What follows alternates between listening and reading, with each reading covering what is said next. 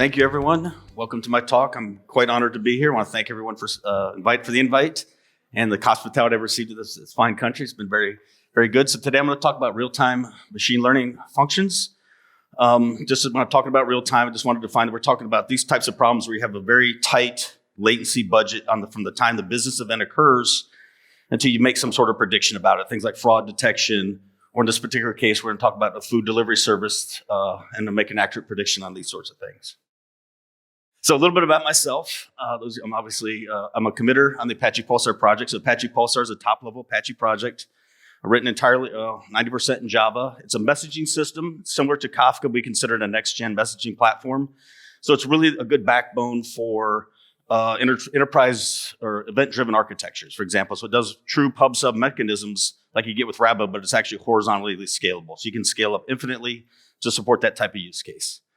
I'm also formerly a principal software engineer supporting Pulsar inside of Splunk's enterprise service team, and worked at a few other big data startups here. And these logos represent my career from A to Z, from Amazon to Zappos, Hortonworks, FedEx, all these different companies kind of generally have an inability to hold a job for any period of time.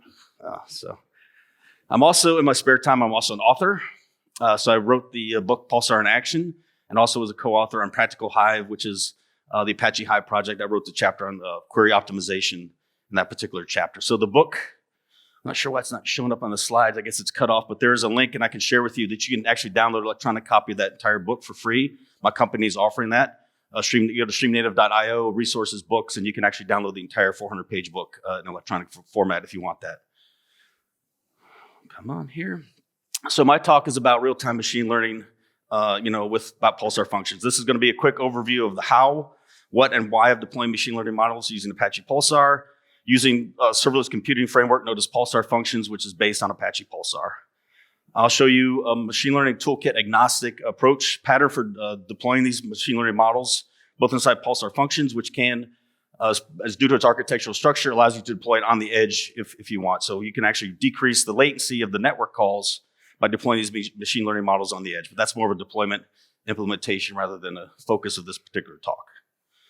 So let's take a look at the machine learning developed lifecycle in general. This is sort of the generic one. Again, these are sort of getting truncated, so I apologize for not, maybe this thing goes down. But here, basically you have these 5 different steps, and there are iterations over each one. So these cycles indicate that someone will feed back to the other one, it feeds into the next one, and so on. So the first, obviously, step is problem identification. What are we actually trying to solve with our business? Well, how can we bring value to the business? What are we trying to do? What's the business thing we're trying to solve? Once you've identified what you're trying to do, the next step is data acquisition. You go out and you say, what data sources do I have? What data do I have available to feed to my model so that I can actually execute and do some predictions on it, right? You go back and look at what you have, and you look at what you don't have. Once you figured out, okay, these are some interesting data sets, you start with the real work of it, where the data scientists get into developing the actual machine learning model itself. That gets into things called feature engineering. What are these features from the data set that I looked at previously are valuable to me, which ones aren't? You start building, you choose your model type, your toolkit you want to use, and that sort of thing. And then once you've done all of that, you go into the training phase, right? So as we'll see, a machine learning model and a feature set by itself is not of any weight, of any true value. You actually have to train it to make it more accurate predictions, and that involves adding some weights to the system, and so you have a complete model. And so all up to this point is obviously business analysts do this, data scientist teams gets involved in there, and us as developers sit at the end of this whole phase, and we're the deployment. They say, okay, here's a machine learning model. We need these particular features. Go ahead and deploy it. That's our job. So it helps to understand where we are in the cycle and go through that process. Maybe I'm too far away. So let's start with problem identification. Our use case is taken from my book, Pulsar in Action, that chronicles the development of a fictional online food delivery service called Java.IL, right? So I build a story. The Pulsar in books, if those of you familiar with it, sort of create a narrative. You're creating a whole story and demonstrating how the technology solves this problem. So we're going to take a fictional food delivery service as the base business that we exist in. Let's see.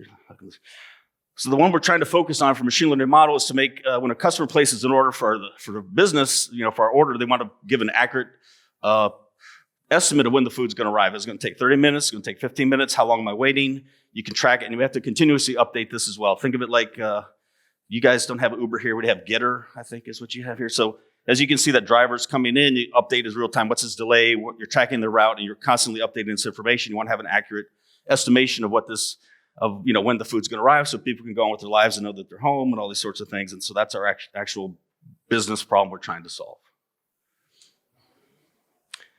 Not sure why this doesn't do it. So what makes this problem so difficult, right? So there's two types of machine learning models in general. There's called offline and there's called online. Now there's certain types of problems that you can take ahead of time and compute every possible solution if you have enough data, if it's a small enough space, and just pre-calculate those values and then do a constant time lookup. Well, this is not one of those use cases, unfortunately, right? So, there's multiple variables that also, impact this, right? There's just too many possible combinations of drivers and restaurants and customers out there that we just can't possibly pre-compute all these values and have them in a lookup table. And even if we could, that doesn't account for real-time conditions like weather and delays and traffic and things like that. So it's just not really something that's a good fit for what they call the offline model predictions. We have to actually do online data. We have to do it in real time using real data. Okay, so the first step is the data acquisition now. So we figured out what we're going to do. Let's talk about data acquisition. So, the first step is looking at all the available existing data sets available to determine what data in there might be useful to help us solve this problem. And this is generally a data scientist exercise. Okay, here we go. So for our particular use case, again, I apologize for the truncation here, but we have three different basically sets of data sets. We have a traditional transactional database that stores our transactions, right? The orders are placed, customers register, restaurants register, this is my location. These are all the orders I process. We know who gets to paid, who gets cleared, customers sign in, we have their credit card, all that information. That's a traditional transactional database, has traditional tables like food orders and things like that.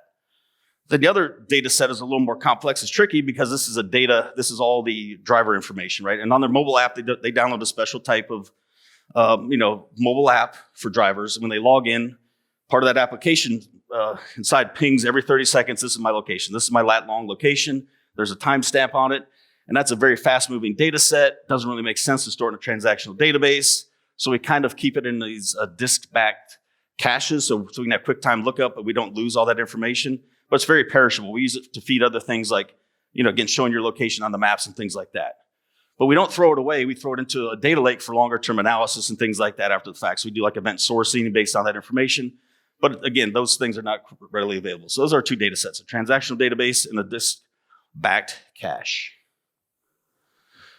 So you start with the data acquisition. They grab out, data scientists come in and say, okay, let's do some exploratory analysis. They come in and they find some different ways to calculate some useful features, right? So one of the things they quickly decide is, hey, I can compute the average meal preparation time for a given restaurant over any particular time frame I want. That might be useful. What's our average thing over the past 24 hours, the last hours, last 15 minutes, things like that. You can also do it by day of the week.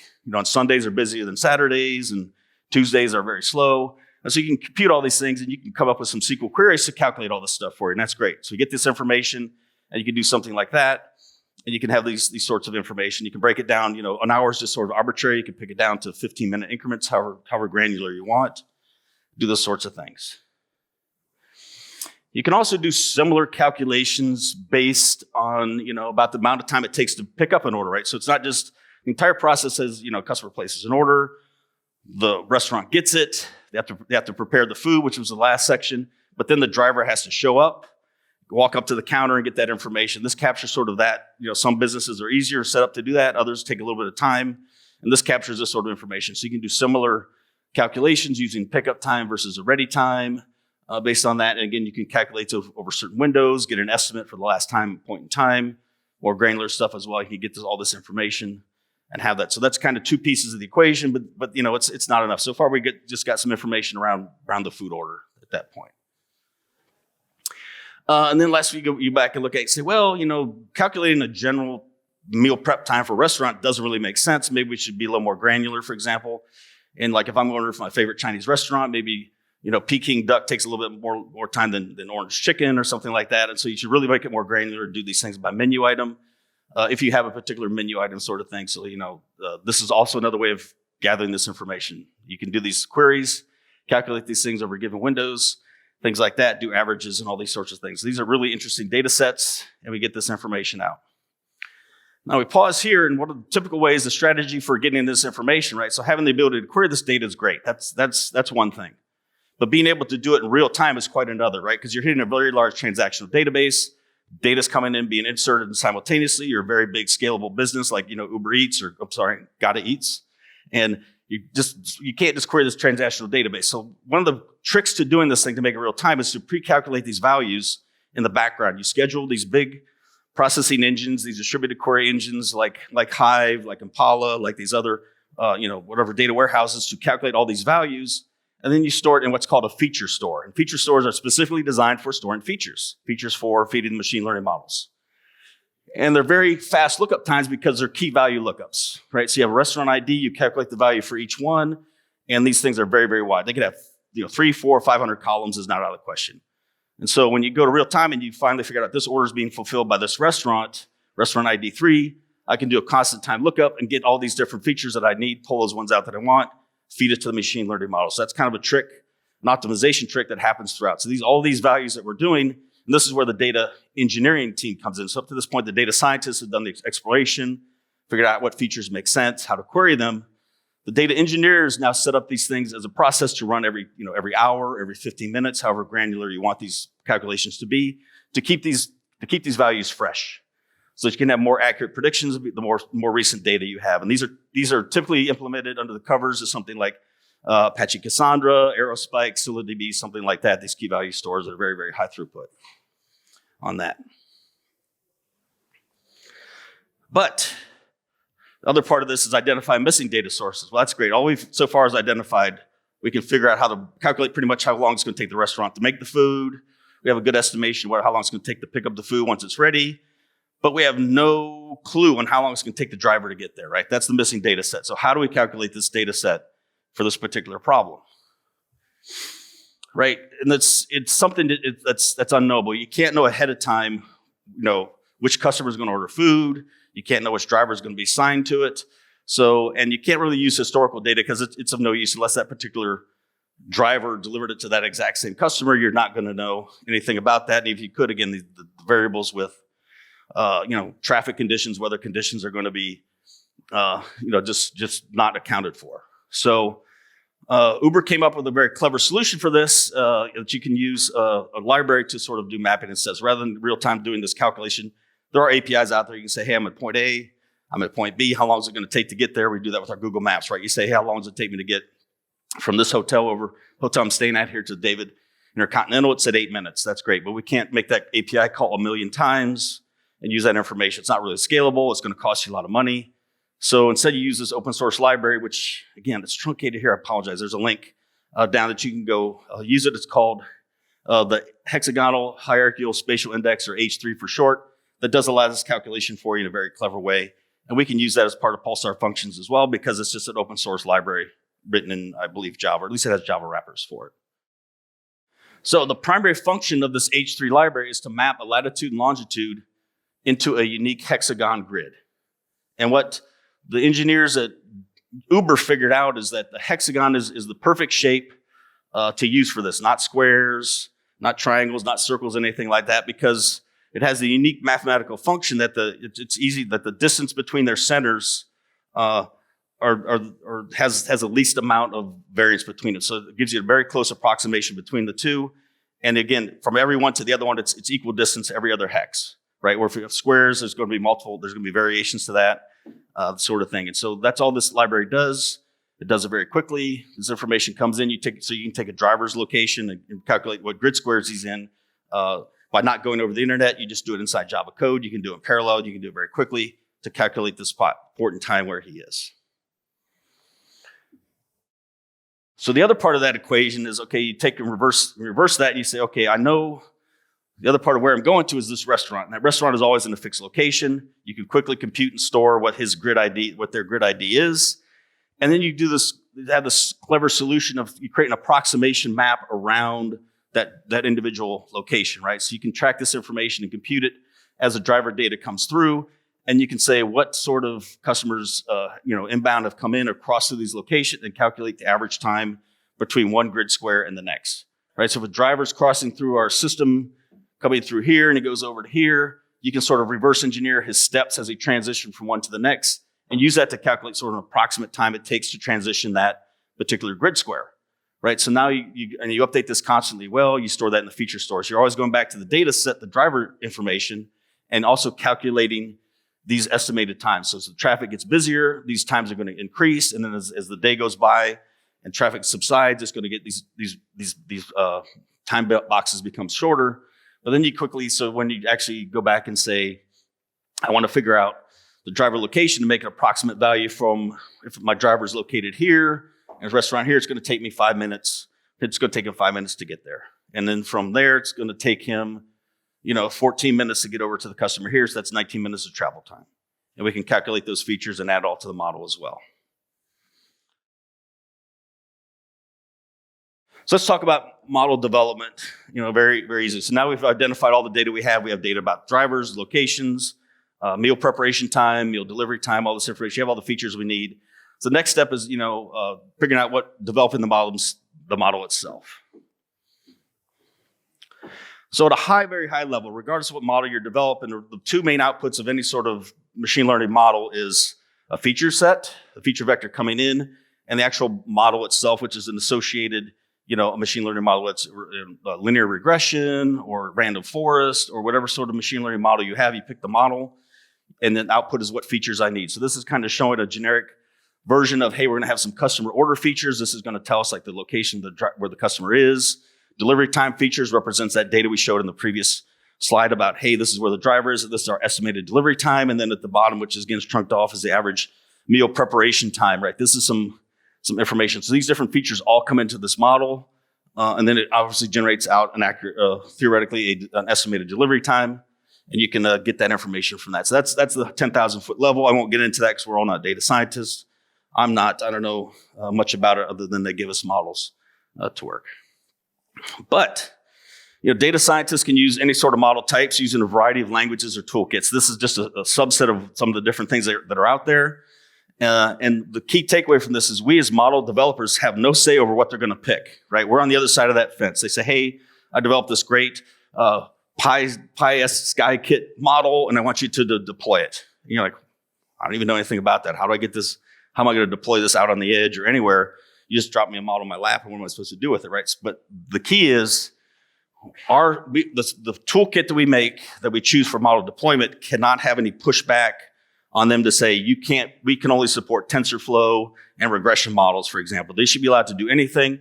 And so, again, the deployment model type that you use, aka Pulsar Functions, has no limitation on this. The broader, more inclusive you can be about the languages and toolkits and models you support, the better off you're going to be, the more flexible the system is. So, for our particular model development, came down, they've decided the following, right? So they've said this is just a subset of our feature set, very simple one. And again, this is all in my book. You can read it in greater detail. But these are basically the 5 features we're going to have. It's a very simple model for this. Prep time by menu item, wait time, pickup time, transit times, and delivery driver location. That's all we need to make this prediction, to make an accurate prediction on this. That's all the data that we're going to need. For the delivery time estimator model, a linear regression model was used.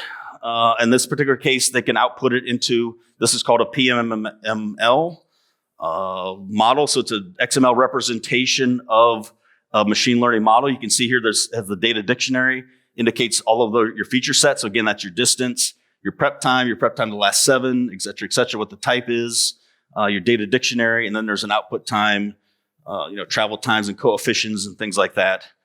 Out there, and they can sort of output this information. That's your basic model, what it's going to be over time. So that's basically how it's going to be represented.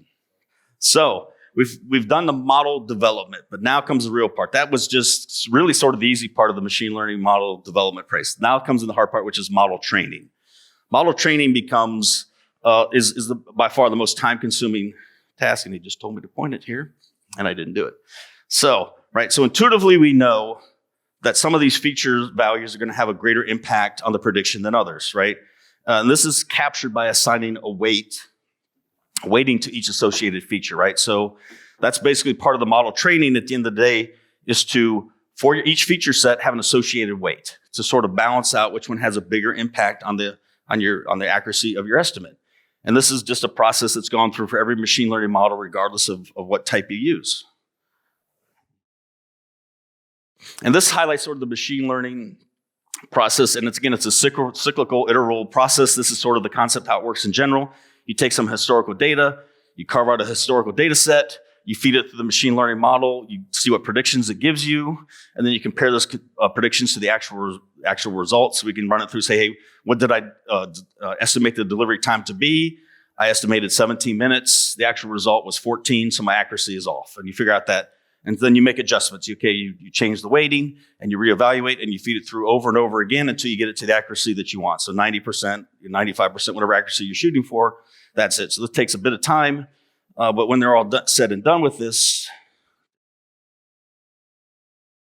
you basically have, you have a set of weights. And the output from that process is not only the model, but now an associated set of weights. Now, for our particular use case, since we're a machine learning, or since we're geographically distributed business, we quickly realized that you're going to need to use a whole suite of models, different models for different different geographies, because the traffic impact might be bigger in a city like Los Angeles versus New York, or the restaurants might be just more slower or unpredictable in Houston than in another city, and so you really have to have all these different irregular patterns across different cities. But even if it wasn't the case, even if it was simply that we had one model and it was good, there's still a case where you have to continuously update your model and retrain it, and you're going to have newer versions of that. So regardless of whether we have multiple or just have one and you have to update it, this comes into play. And this is something that Pulsar Functions supports very easily through the use of its state store. So as you create a new model, you can easily deploy it without having to tear down your code and just recompile it. And we'll see that in a little bit. So in this case, it actually supports as multiple models, and it's up to you to pick the right model based on where that particular code is executing as well. So that's another feature that it supports. Okay, great. So we did all that. So that was all the preliminary stuff to get to our job. So tell me about model deployment with Pulsar Functions. Why should I care about model deployment with Pulsar Functions? Why are they so cool to do this sort of thing? So as a model deployment, we're going to be handled various pieces of the puzzle, and it's up to us to put them back together again, right? So they're going to say, hey, here's your trained, weighted machine learning model, which has with it, automatically it's going to dictate to us which execution engine we need to use, right? Is this a TensorFlow model? Is this a Python model? Is this, a linear regression model? We need to use this execution engine. So that really dictates that to us. So they just give us that. We have to be able to pick one on the fly dynamically. They also say, coming out of that is obviously the feature vector, right? These are the feature vectors we need. We have to figure out how to go access that data. That dictates to us where we go get this information, because it's up to us as model developers to grab this information out there. They're not going to give it to us. It's up to us to know where to get that information. So this is our pieces of the puzzle, and based on what they give us, we have to put those pieces back together to have a real functioning machine learning model. So I talked a little bit about Pulsar Functions and why they're great for this thing. So that was a prelude around this is the problem we're trying to solve. I'm going to take a slight detour into Pulsar to set up Pulsar Functions and then tie it back to how Pulsar Functions help us solve these problems very easily. So Pulsar, how many of you are familiar with Apache Pulsar? And that's okay, you won't hurt my feelings if literally nobody raises their hands. That's okay. It's developed at Yahoo in 2012. It's a distributed messaging and streaming platform. Anybody here familiar with Apache Kafka? Okay, what about RabbitMQ? Okay, so if you took both of those together capabilities, you would have Apache Pulsar. That's basically what it is. It's the next generation. It was designed to be cloud native, so it scales independently, and it's an event streaming and messaging platform on top of that. So that's it in a nutshell. This is it, but it supports a pub sub model, unlike Kafka, right? So it's actually a true publish to a topic. It's the general semantics we all know. We have a producer. There's a known topic or channel between me and consumers. The publisher just sends messages there, sends information to consumers asynchronously, can subscribe later on and get that information, right? So this is what it's used for, and all interactions go through Pulsar and Pulsar brokers specifically. In our particular use case for the food delivery service, it's an event-driven microservice, as I said. So you just publish an event like a food order comes in on a topic from your microservice, publishes there, and then these machine learning models, there's a Pulsar function, or a consumer comes in and grab that information and do the processing, right? So it's just a simple pub sub mechanism on that. I'll dig a little bit into the architecture differences and what the key differentiator is here. So up until with Apache Pulsar, all enterprise messaging systems, going back from IBM MQ to RabbitMQ, even up until Kafka, decided that they're going to store their broker, their serving layer with their data. They're going to co-locate it. Hey, that's cool. We're going to save optimization. We don't make a network hop. We access local disk, and we can serve it much quicker. That was their thought. But we decided to have a little bit different approach that we actually separate the two. And that gives us a lot of scalability issue support that these other systems don't have. So if you need to have just 3 processing nodes to do some processing, you want to store a lot of data, you can have 15 or 20 what we call bookies, which are individual nodes of Apache Bookkeeper, which is a distributed storage system. It's a write quorum system, so you do 3 acts simultaneously. The data is persisted. Apache Kafka uses a leader-follower mechanism, so you publish to one leader, and everybody eventually comes back and gets in sync. So it's much more secure, less likely for data loss, highly scalable, things like that. Apache Zookeeper is in our metadata store, right? So tying back how you know which topics, where the data is stored, and Apache Bookkeeper is kept in a metadata store. This slide is showing Apache Zookeeper. That was the default solution. We've since made it more pluggable. You can use etcd or other key value stores of your choice if you don't want to keep Apache Zookeeper around anymore. But that's basically it. It's a completely decoupled system. And one of the advantages of that, among many, I just want to point out here for edge deployment, makes it such that the brokers that receive the messages can be deployed on edge devices. So they can actually receive the like MQTT device or messages or anything much closer to the edge, which reduces the latency cost that you have to do in a Kafka or something like that, which sits in the cloud. Right? So you can, when you're looking at a latency budget that's very, very tight, these network hops are like 70 milliseconds to go, just from one region to another. Right? So that's a significant, when you have a 300 millisecond budget, wasting about a third of it on just network transition is not really a good solution. So that's kind of one of the advantages we have for this particular case. Now, built on top of that, we said, okay, Pulsar is cool. We got your standard clients, Java, Python, Go, all the different ones. You can write code. We work in with Spring. We work with Quarkus, all these different frameworks. You can write your functions, write your typical code. But we also decided, hey, let's create our own little serverless framework called Pulsar Functions, right? Everybody's doing serverless now, serverless compute. And they're very, very similar to AWS Lambdas conceptually, but they're specifically designed to use Apache Pulsar as the message bus, right? So they can just set up and listen on Pulsar topics, as I mentioned, and when code comes in there, they can be executed, right? So they mentioned, as I did before, the function runtime, there's a lot of options. You can run with Kubernetes pods for scalability if you want to run inside a Kubernetes environment and make them very resilient. Or they can be extended all the way down to the broker, again, on the edge. So if you want to execute your machine learning models on the edge, our technology allows you to do that. No other messaging system allows you to do that. So it's really a good benefit as well. So the Pulsar Functions programming style is simply this, right? This is it in a nutshell. You can subscribe to one or more topics. You can either do a list. You can do a regex pattern. I want to listen to one or more topics. And whenever an event comes in on one of those input message topics, your user-supplied code, which we'll get to in a minute, is executed. And then you optionally can, with your return method, publish that result of your execution to another topic. So you can chain them together. I can do one step, I can do another, I can do another. That's it. And all the plumbing of setting up the wiring of the input topics and output topics is handled for you automatically. You have access to a log topic as well. And this, obviously, these can be written in the current languages that support our Java, Python, and Go for now. So you can actually write your Pulsar functions in different languages. So why is that relevant? Well, because everybody here loves Java. But also, as I mentioned before, is these certain toolkits and a lot of machine learning development is done in Python. Well, we support Python as well. So if you want to deploy your machine learning models written in Python, you can write a Python-based Pulsar function and do the exact same thing. Another benefit here is that they're bundled up as jars as part of the deployment process. You can bundle third-party libraries with them. So this is great for machine learning model execution. You can bring in whatever libraries you want.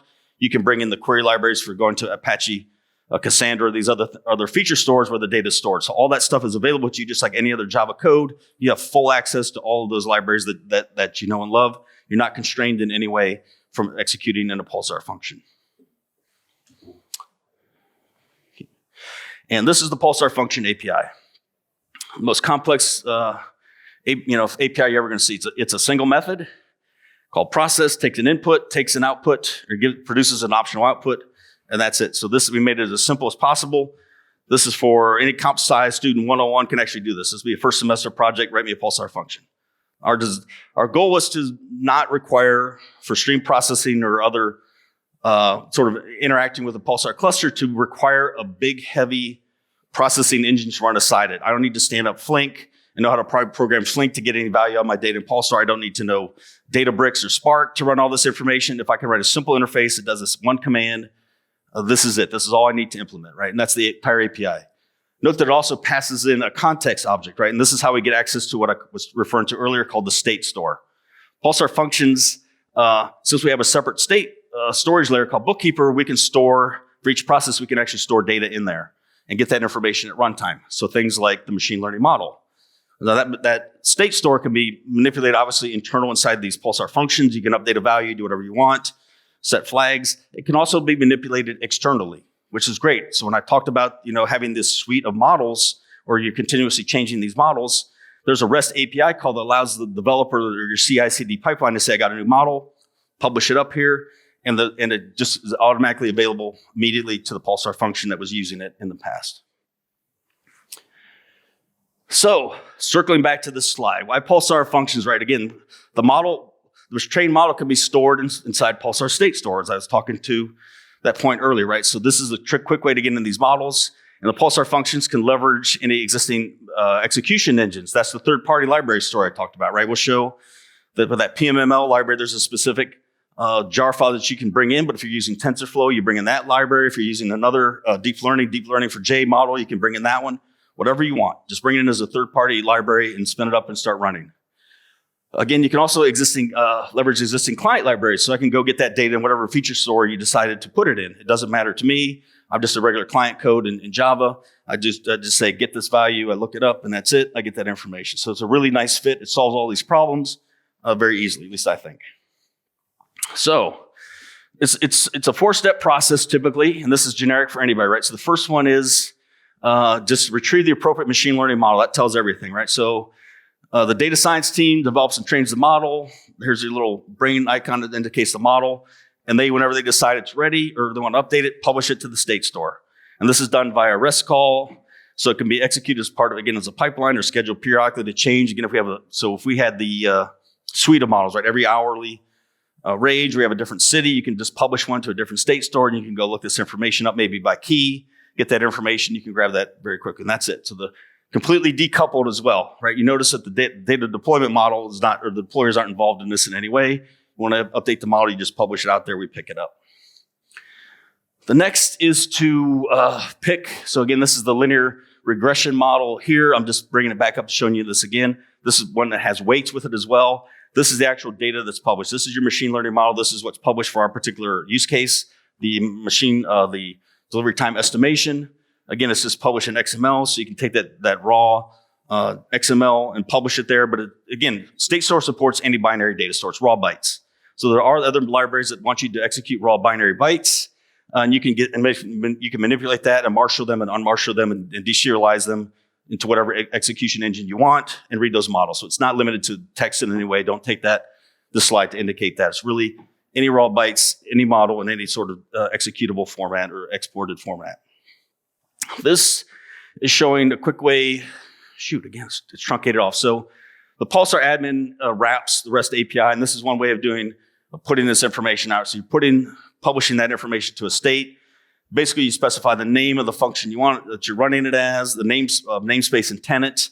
You specify the key, and you pass in byte values here, and that's just the raw bytes. That's the raw contents of that XML file. That's it. It's a simple command. That's from a command line. Again, the REST API call is the same. It's just a couple input parameters, pass in the raw bytes. They're put in the state store where the Pulsar function can access it.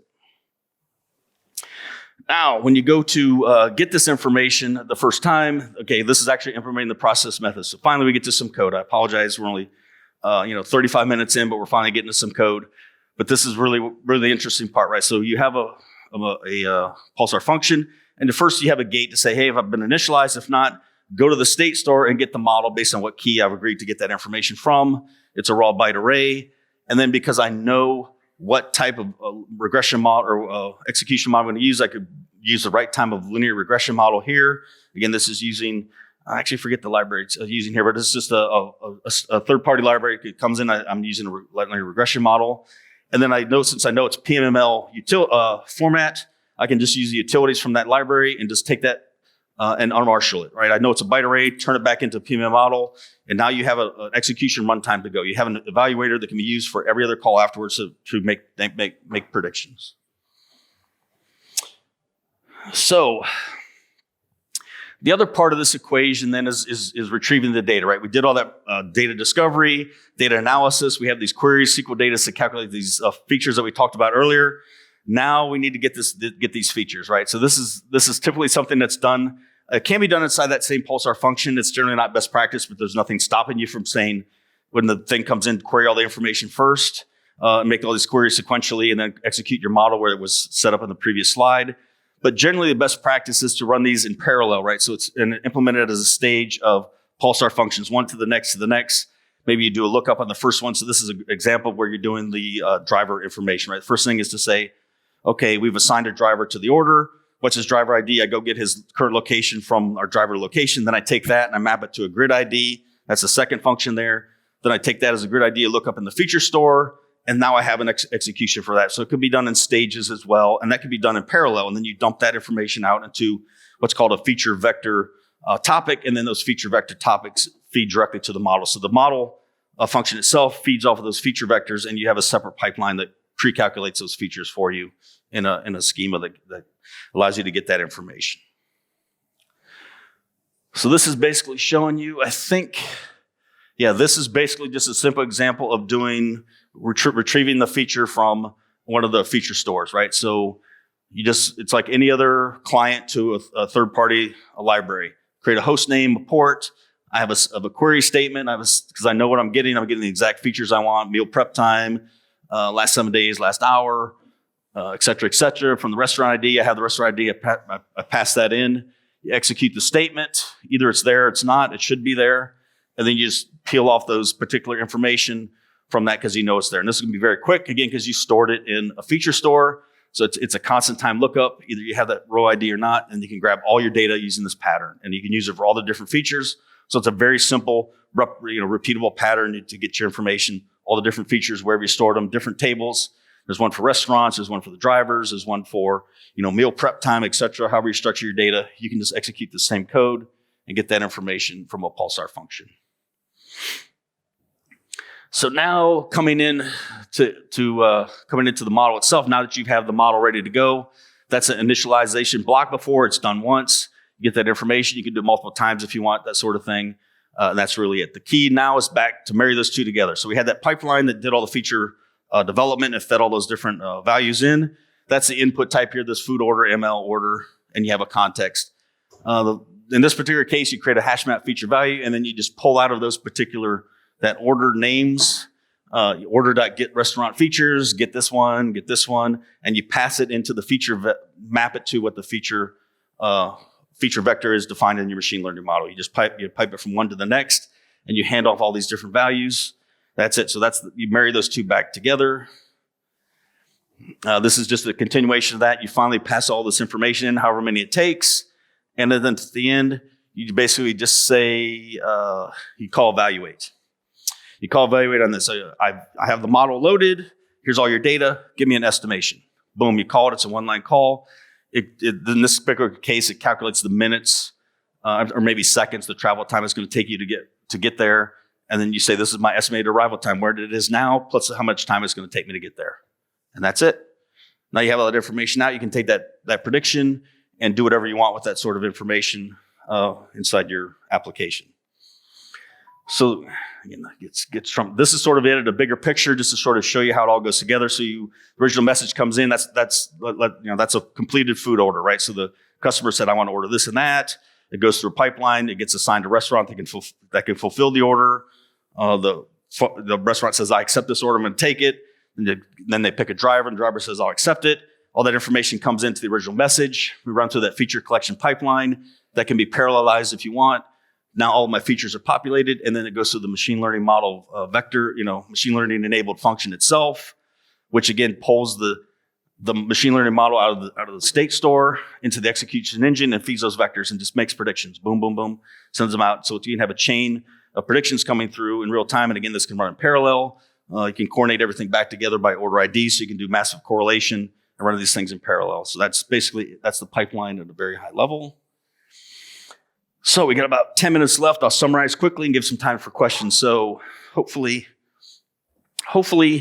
you believe these statements to be true. I presented a technology agnostic design pattern for how to execute machine learning models using Pulsar functions, right? You can, regardless of the language you want to use, the library you want to use, toolkit you want to use, Pulsar function supports all of these. And it's the 4-step process I mentioned. You load the machine learning model definition from the state store.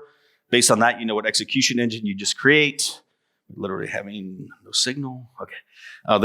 Then once based on that, you know what features you need to feed your feature vector. So you go out using just your standard data access client libraries to query the feature store, feed it back in, and you execute that data, and that's it. Right. So they're just a great tool for doing that, and it's close near the source of data, so it can execute very quickly, much more lower latency because you don't make a network trip when you're doing it on the edge. I'm too far away. And it also allows you to dynamically swap in the model out. And as I mentioned before, this is critical when you need to support multiple different versions of the same model, or you want to update your model periodically so you don't have to tear down your code and restart it. You can, again, use all the different libraries that are available for you. And you don't impose any limitations on the data science team. I can't support just this type of library of this machine learning model. I can support all of them. Anything in Python, anything in Go, anything as a library, Java, any of those I can support as well. And then obviously one of the tricks is obviously use a low latency feature store, and then you go get that information to minimize your latency on lookups. You pre-calculate that and you access it through a Pulsar function. And any questions?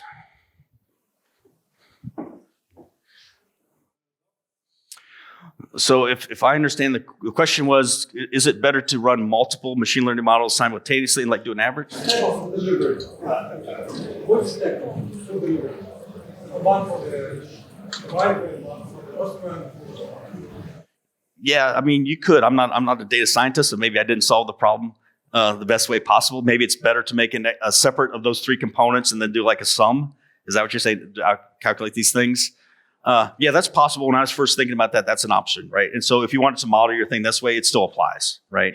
This is just trying to show you that, again, that you can bring data from multiple different sources in, it's from multiple tables and put them into a model where that makes maybe more sense, right? And you can have a model that needs all these different diverse data sets and still feed it and execute it inside a Pulsar function very easily. But yeah, there's 100 different ways to do that. You can have stages and then have a prediction for each one, or you can even have multiple models and concurrently. I've seen people who've said, I'm gonna have different versions of this and do alpha beta testing and take an average of what the prediction is based on that, and everybody makes a prediction estimate time, and you sort of take an average of that and take an average of those. So there's 100 different ways to solve that problem, and you can still do it all with Pulsar function. Yeah, that is a great point. Yeah. Any other questions? Yes, sir.